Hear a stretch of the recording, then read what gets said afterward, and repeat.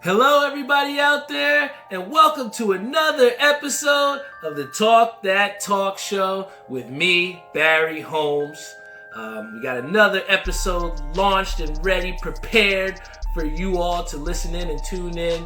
To everybody listening on Spotify, Google Podcasts, Apple Podcasts, Stitcher, YouTube. We also want to give a big shout out to everybody that's followed us on our Instagram live page at _Talk That Talk Show. And then also to everybody that followed us on our Twitter at Talk That Talk Show. Talk That Talk SH1.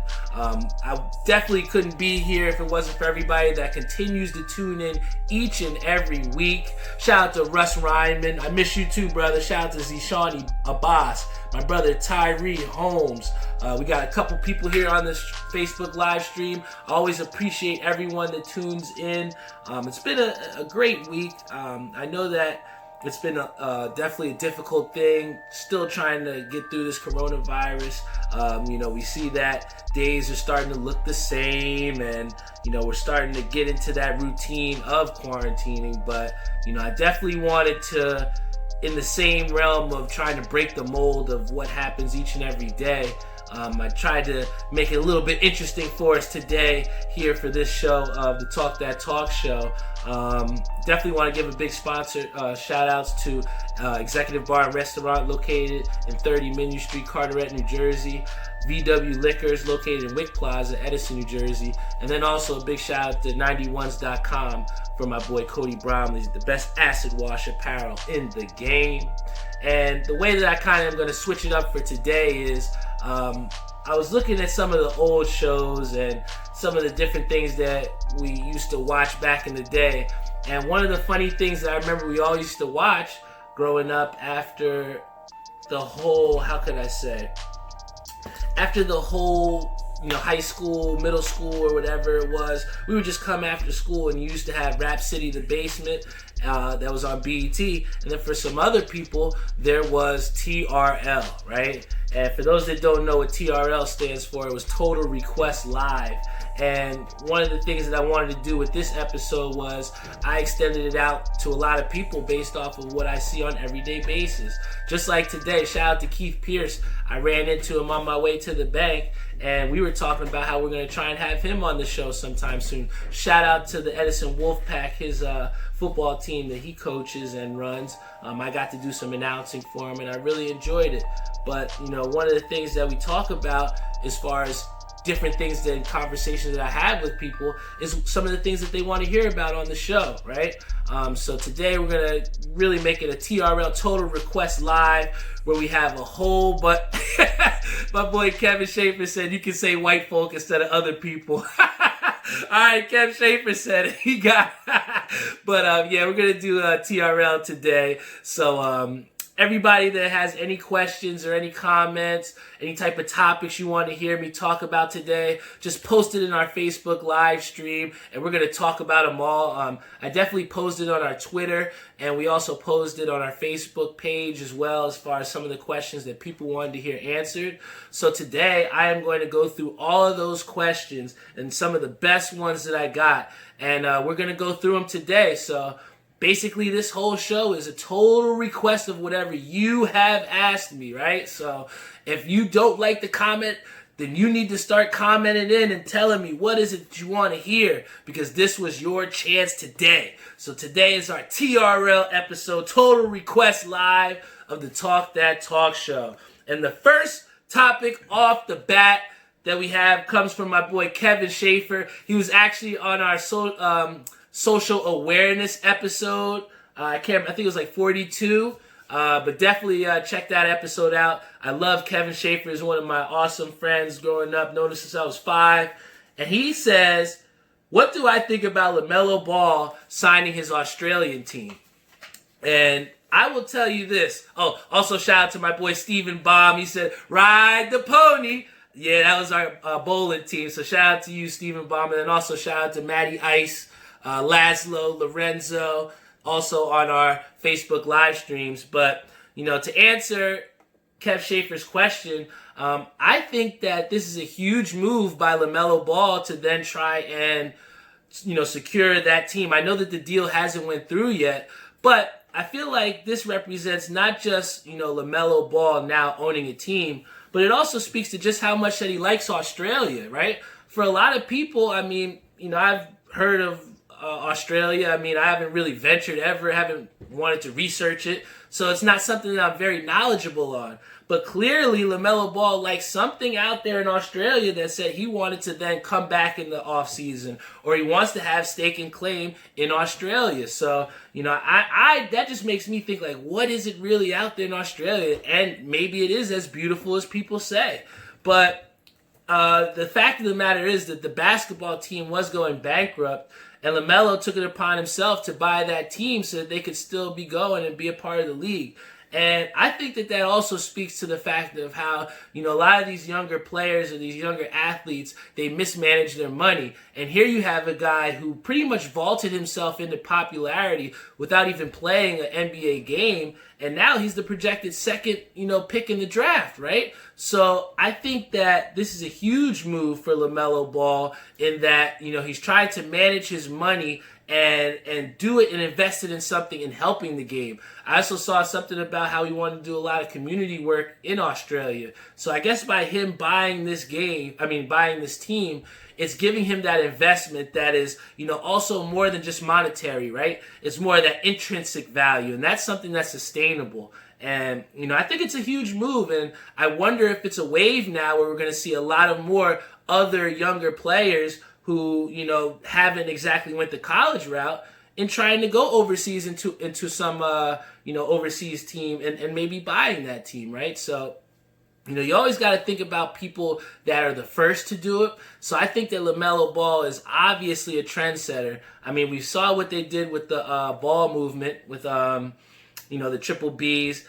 It went up, it went down, but the fact of the matter is they had the wave for a little bit, right? So I think that this is also LaMelo Ball also separating from whatever that, triple baller brand was, and also, starting his own little brand there. So I definitely want to thank you for that question, Kevin Schaefer. We're also going to give a shout out to Louis Guerra, Alvin Baptiste, David Hallenbeck, Matt Schick, Ethan Bayer, Justin McPhail, Shantae Crushaw. We got a lot of people here on the Facebook live stream for our TRL episode. So please, as a reminder, if you have any questions that you want answered on the show, post them in the thread. Put a comment in about a topic you want to hear. This is our Total Request Live. Also, shout out to my boy Reese. We got to get it on the Warzone. We're going to talk about that a little later too, brother. But I had another question from one of my friends. He's been kicking my ass in Words with Friends. Kind of sad that I even extended this challenge out now because I don't think I can win, man. The guy keeps getting 30-point words and I get nothing. I don't understand it. But shout out to Big Rick Chanowski. And he asked the question, what was the favorite win that I attended at a sporting event?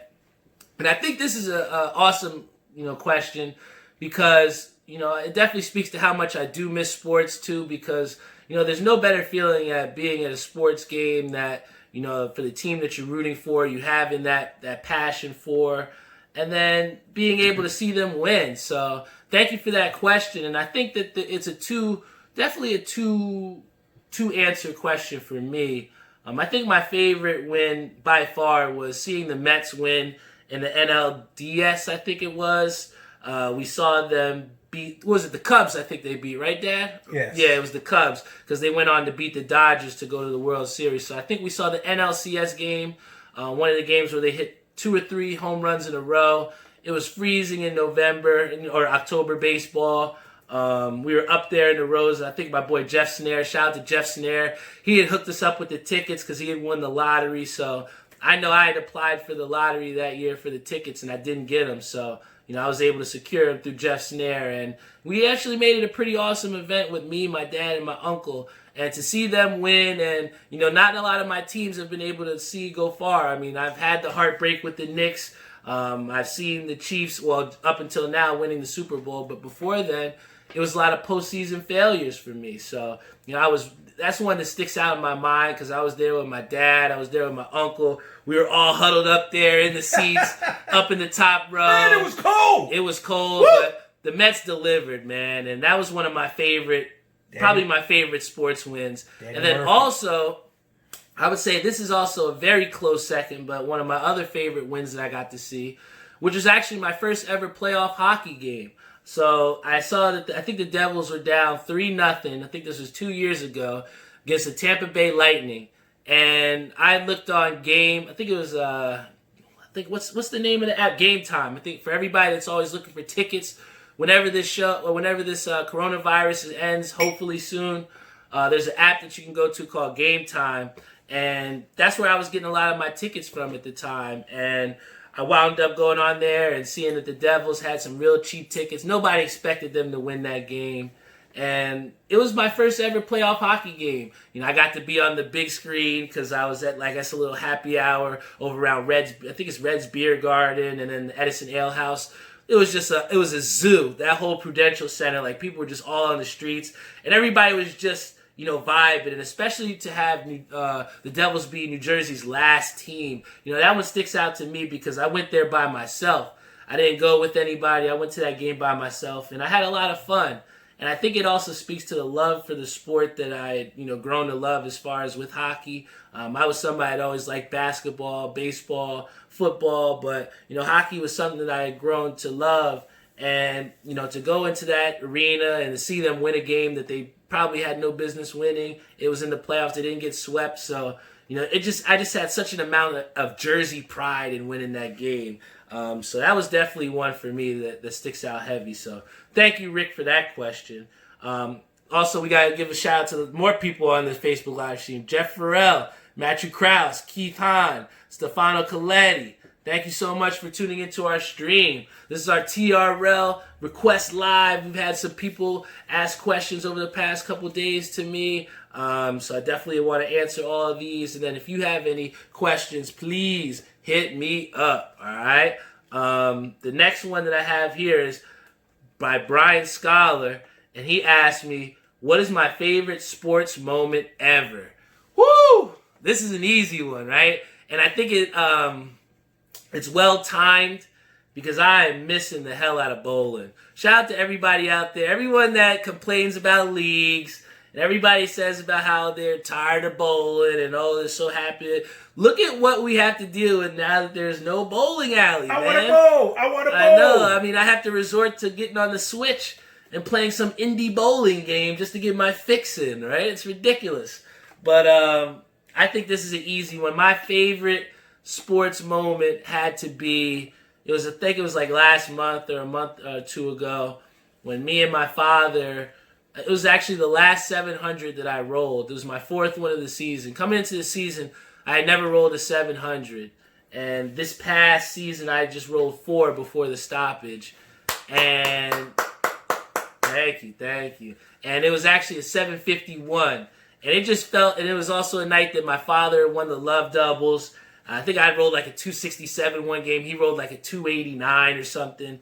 And it just felt so good to just be on top and just to reach that domination, right? It just felt like nobody else was out there. It was just me and him on the lanes. And, that's definitely something that I think about a lot, especially in a time where, I'm not able to go to the bowling alley. I'm not able to socialize with a lot of the people that I do want to see. And, bowling has become a huge part of my life and a huge part of who I am. I'll never forget it, son. So that sports moment, thank you, Dad, because I won't never forget it either. And like I said, we were just lights out. I think there was a time where I think we went, both of us, 16 or 17 in a row together. And, that was just, I think Chris Shank had talked about it on the previous episode. Shout out to Chris Shank Jr., but he had said about how he loved to compete against his father. And even though me and my dad, we were on the same team, it just felt like, we were kind of battling. It was all right, I see what you're doing. But remember, I'm the top dog around here, So that's one of the sports memories that I'm always going to remember. And, hopefully it can motivate me to then shoot my next 700 or hopefully the first 800 or first 300. Who knows? But that's definitely one of my favorite sports moments ever. So shout out to you, Brian Scholar. And then to go to our next question. This is also another bowling question. We got this from my boy Dennis Ward. But he says, why do people complain about celebrating in bowling? Right? Now, to tell everybody out there, let me take a sip of the beer first. Shout out to Lucky Brand. I'm not Lucky Brand, Lucky Buddha.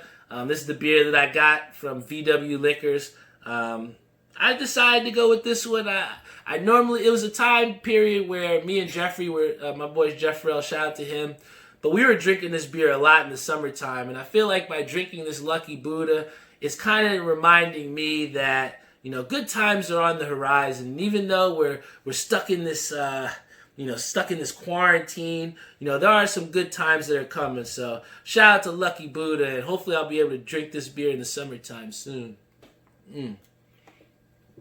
But the question is, you know, why do people complain about celebrating in bowling? And I think that this is something that you're going to have to deal with no matter what bowling alley you're in. And it's something that I've learned in these first, couple years of bowling competitively. And what I also have understood is that, there are not people that are mentally the same capacity that you may be, right? So where you might pump yourself up to say, oh man, I can't get it, man. You can't get this. I'm killing you. Oh, shout out to Jimmy Cowback. This is actually a Lucky Buddha, Jimmy. So shout out to you. I can't wait to bowl with you soon.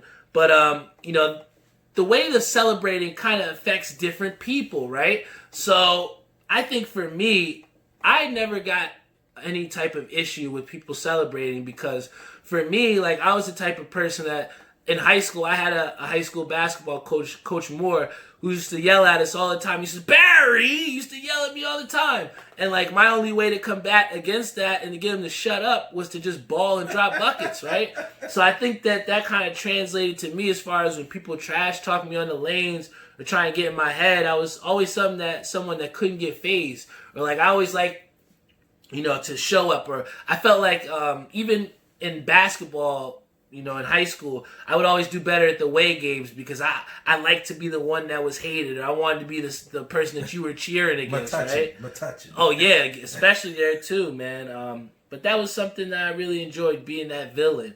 So I think that trash talking to me, or when somebody's trying to do that to me on the bowling lanes, it doesn't affect me. But we have to also understand that we aren't the only peoples out here, are the only people that are out here. And some people, that really does affect them, right? So, I'm somebody that I've grown into my bowling, personality, and I'm somebody that's going to celebrate. But the way that I've kind of adapted is, and what I've seen from other bowlers that are really good, one of the people that I really love is David Lee. Shout out to David Lee. And he's one of the best bowlers I've ever seen in my life.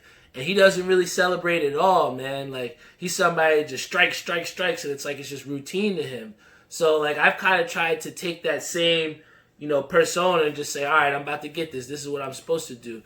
But, like, I can't help but be myself and be who I am, too. So, if I strike, what I've kind of made that celebration is situational, right?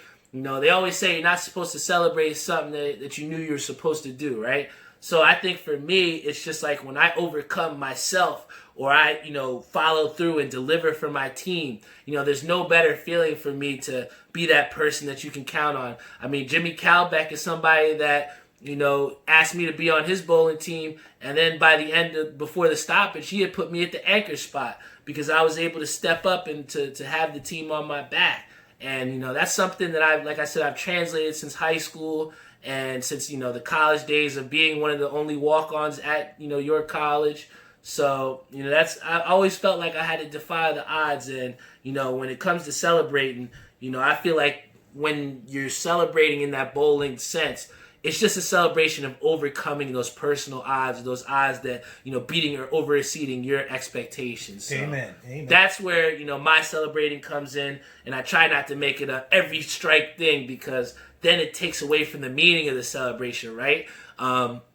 I think that one of my favorite celebrations was, I had this person that I was bowling against at Bolero, and they just had such a terrible attitude, and they had stopped giving fives after a while, and there become a situation where her partner had tried to strike or tried to hit, and he didn't hit a shot, and I just felt so confident, right, that I was gonna strike and hit that I threw it right through, and whoo! Let me tell you, I struck, but I didn't even look at it. I just waved the finger like this, and it was just that emphatic just emphasis of whatever opportunity that you thought of winning, I took it from you, and you have no chance of that anymore.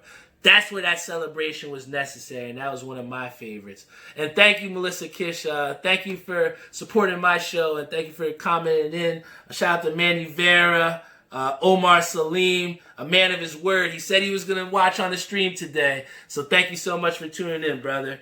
My next question that I have comes from Stephen Baum, and he says, how has unemployment affecting the sports world? And I kind of talked about this a little bit before, and I mean, to state the very obvious is that we have no sports to watch, no NBA, no NHL, no MLB. I love the Mets. This is one of my favorite times is to go, right? So I just think it just sucks to me because I'm somebody that look forward to games. I know that I'll go like on the way to work, I'll look on the ESPN app and I'll be like, oh, this game comes on at 7. I'm going to try and like work around to see if I can watch that Met game or whatever the primetime NBA game is, or especially playoff time, having all the homies over.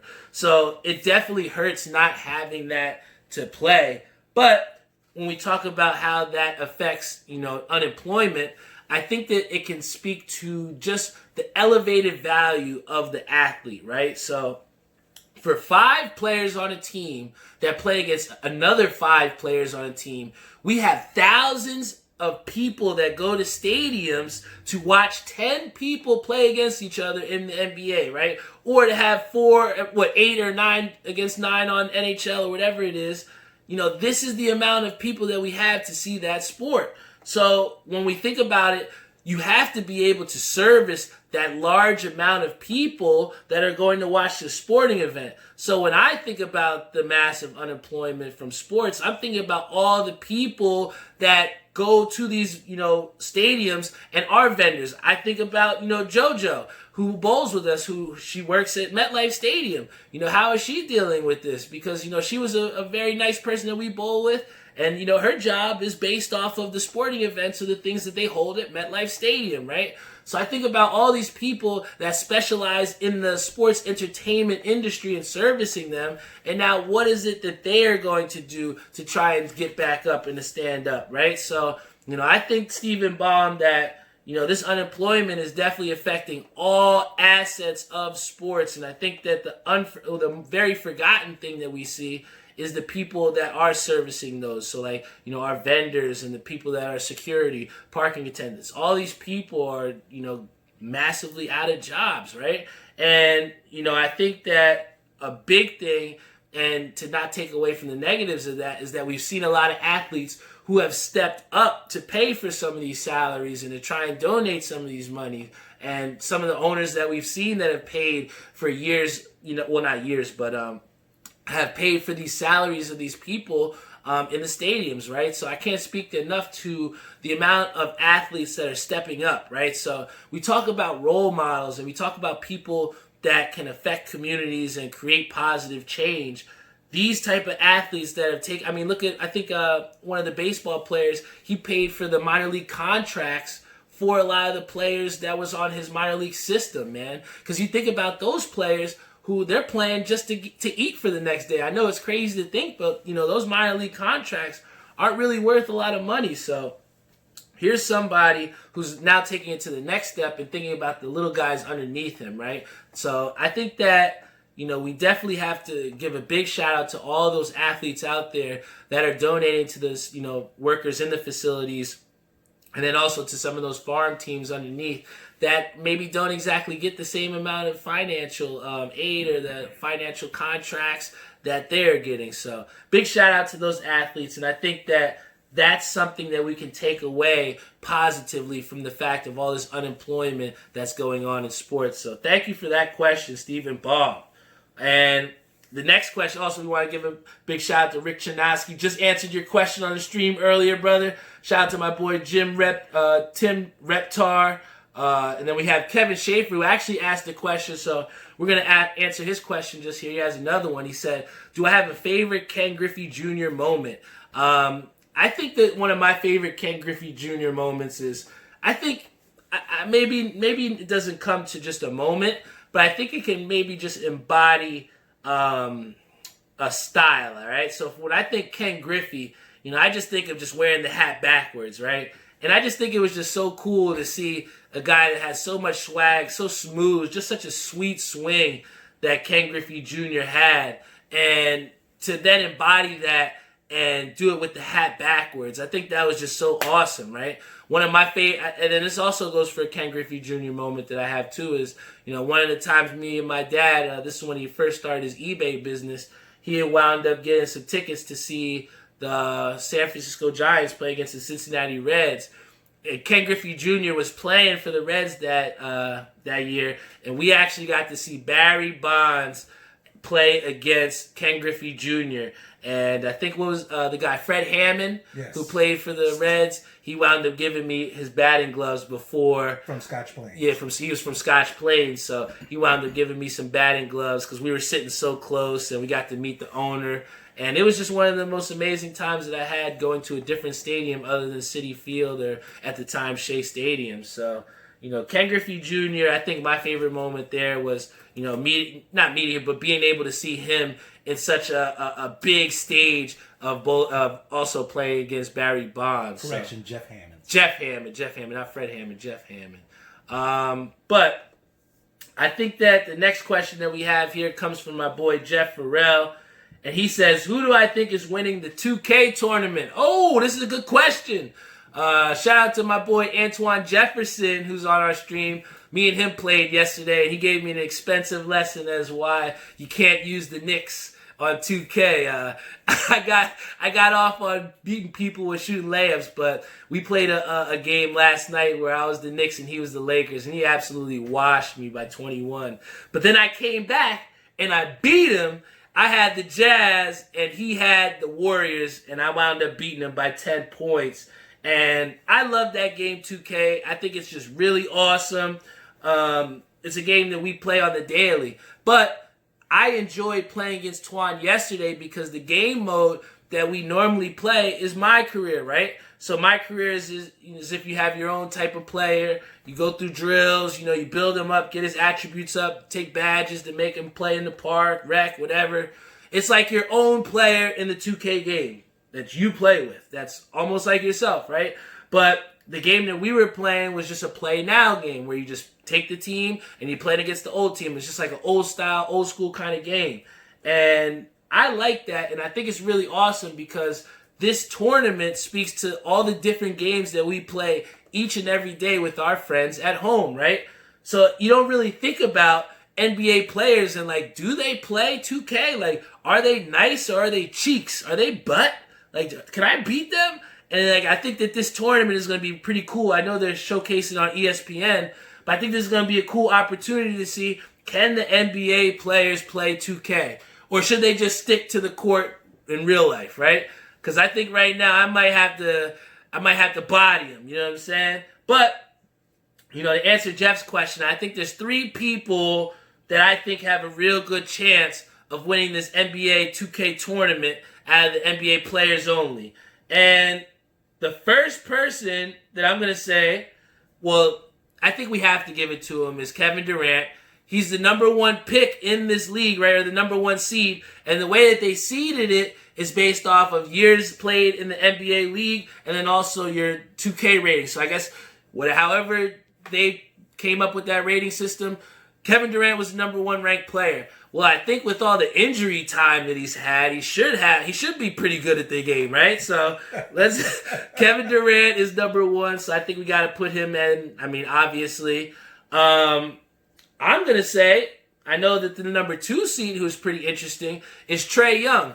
Now, Trae Young is somebody that was a rookie in this league, right? Or, second year, 1 year, whatever it is. He does not have that many years experience in the league. So he's already a 2 seed. So that got to tell me this dude is somewhat nice. He's younger, so I'm sure he's probably acclimated. He's played 2K, the newer one. So I got to think that Trae Young as the 2 seed has a chance. I'm going to tell you another person that has a chance, and who's interesting here is at the 10 seed, we have DeAndre Ayton, who is an 85 overall.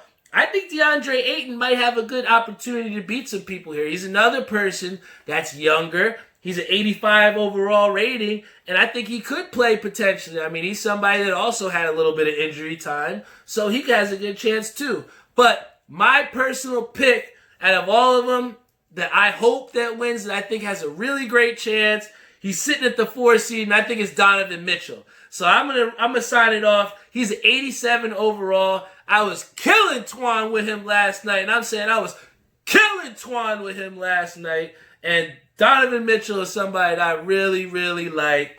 I think that he's gonna do great things in this tournament. He's an 87 overall. He's a number 4 seed. We always see in these type of tournaments, there's got to be some type of upset. So I'm putting Donovan Mitchell as my upset in this tournament.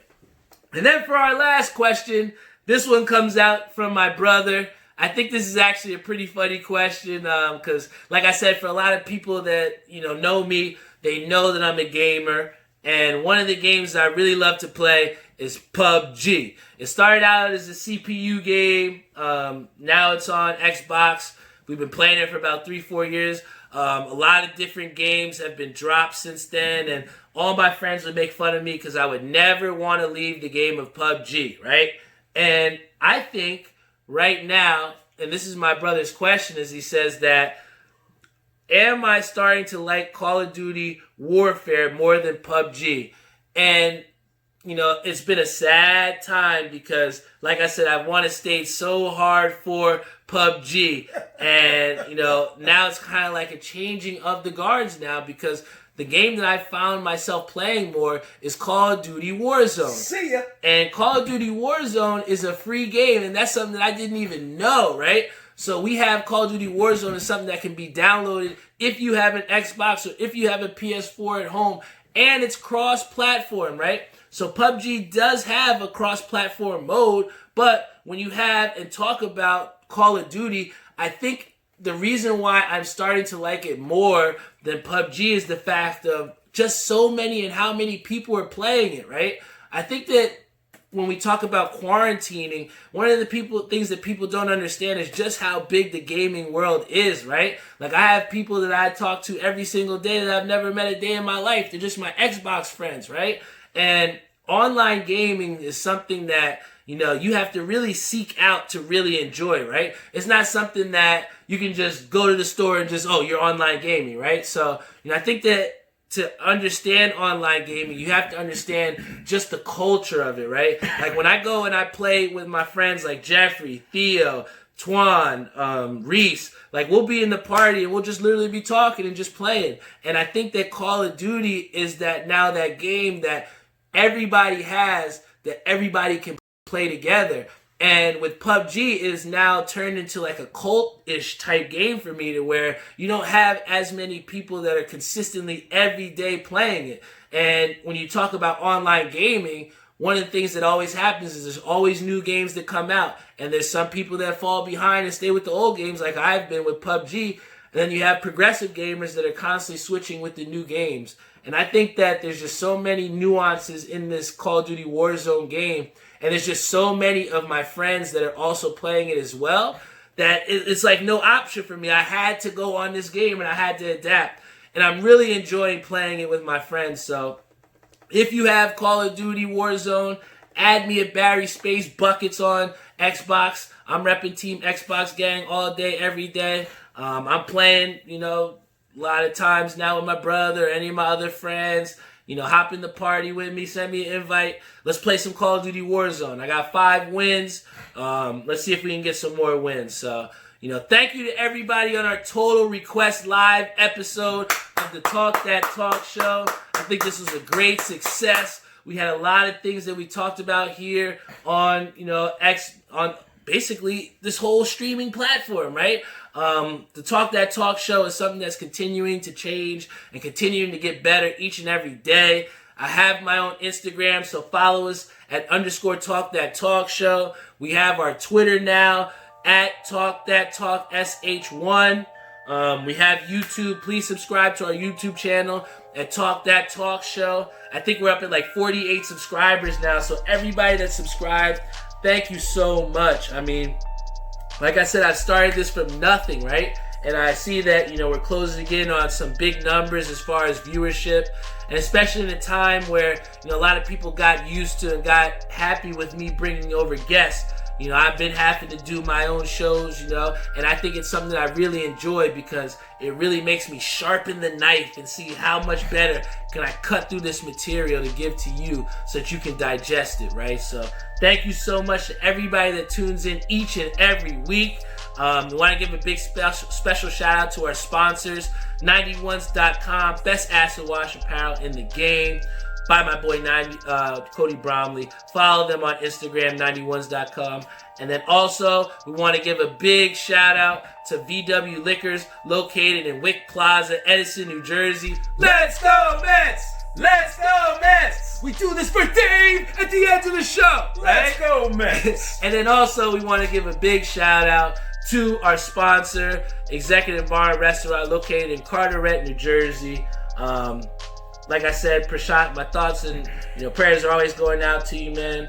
I'm here to talk to you if you need. So big shout out to them. Whenever we open up again or whenever this coronavirus is done, you got to go see them. And please check them out. They got some of the best food, best drinks in the game.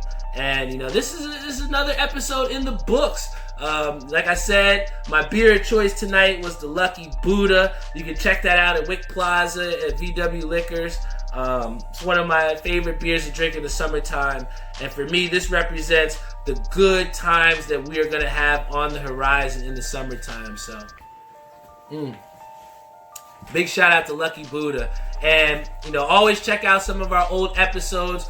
We're always streaming on Spotify, Google Podcasts, Apple Podcasts, Stitcher, iHeartRadio, YouTube. Like I said, we're on Instagram, we're on Twitter. We got so many ways for you to check out this content. All I can do is continue to come each and every week and deliver you all a quality show that you can listen to each and every week and that you can depend on. So thank you so much for this Total Request live episode of the Talk That Talk show. Everything you heard on today was something that was asked for me or commented in or put in the thread. So I hope that you all enjoyed it. Happy Friday. Spend some time with your family. Tell your loved one how much you appreciate them. Get through this quarantine. We're going to come back to you each and every week. This is the Talk That Talk show with me, Barry Holmes. I love you all, and I will see you all next week. Now, talk that talk. That's right.